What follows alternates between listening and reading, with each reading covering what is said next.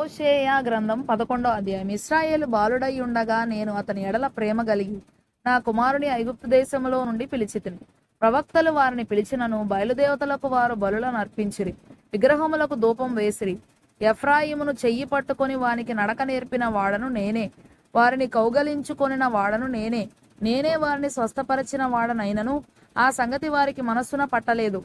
ఒకడు మనుషులను తోడుకొని పోవునట్లుగా స్నేహబంధములతో నేను వారిని బంధించి ఆకర్షించి తిని. ఒకడు పశువుల మీదికి కాడిని తీసినట్లు నేను వారి కాడిని తీసి వారి ఎదుట భోజనము పెట్టి తిని. ఐగుప్తు దేశమునకు వారు మరల దిగిపోరు గాని నన్ను విసర్జించినందున అష్షూరు రాజు వారి మీద ప్రభుత్వము చేయును. వారు చేయుచున్న యోచనలను బట్టి యుద్ధము వారి పట్టణములను ఆవరించును. అది వారి పట్టణపు గడియలు తీసి వారిని మింగివేయును.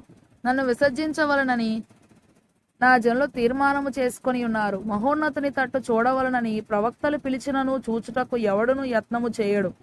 ఎఫ్రాయిము, నేనెట్లు నిన్ను విడిచిపెట్టుదును? ఇశ్రాయేలు, నేను నిన్ను ఎట్లు విసర్జింతును? అద్మాను వలె నిన్ను నేను ఎట్లు చేతును? సెబోయీమునకు చేసినట్లు నీకు ఎట్లు చేతును? నా మనస్సు మారినది, సహింపలేకుండా నా అంతరంగము మండుచున్నది. నా ఉగ్రతాగ్నిని బట్టి నాకు కలిగిన యోచనను నేను నెరవేర్చను. నేను మరల ఎఫ్రాయిమును లయపరచను. నేను మీ మధ్య పరిశుద్ధ దేవుడను గాని మనుషుడను కాను. మిమ్మును దహించునంతగా నేను కోపింపను.